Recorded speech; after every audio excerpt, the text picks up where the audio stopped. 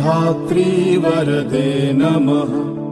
रूपं देहि जयं देहि यशो देहि दिशो जहि। महिषासुरनिर्नाशि भक्तानां सुखदे नमः। रूपं देहि जयं देहि यशो देहि दिशो जहि। धूम्रनेत्र वधे देवी धर्म कामार्थदायिनी। रूपं देहि जयं देहि यशो देहि दिशो जहि। रक्तबीज वधे देवी चण्डमुण्ड विनाशिनी।